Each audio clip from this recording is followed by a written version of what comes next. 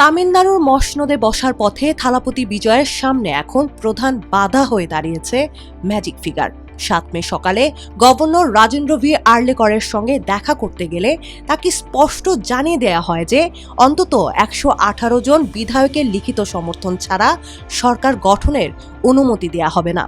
এনডিটিভির এক প্রতিবেদন অনুযায়ী বিজয় বর্তমানে তার নিজের ১০৮ এবং কংগ্রেসের ৫ জন মিলিয়ে মোট ১১৩ জন বিধায়কের সমর্থন পেয়েছেন, যা প্রয়োজনীয় সংখ্যার চেয়ে ৫টি কম।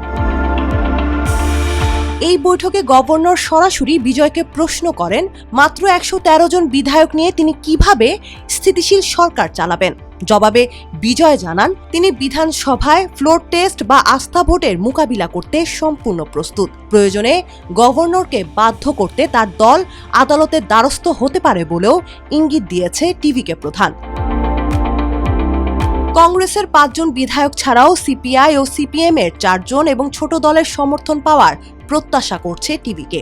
এই জোটে যদি ভিসিকে এবং পিএমকে যোগ দেয় তবে বিজয়ের শক্তি পৌঁছাবে ১২৩-এ।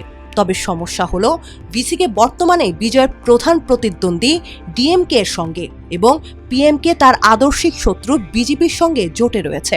সরকার গড়তে হলে এই দলগুলোকে তাদের বর্তমান জোট ছাড়তে হবে।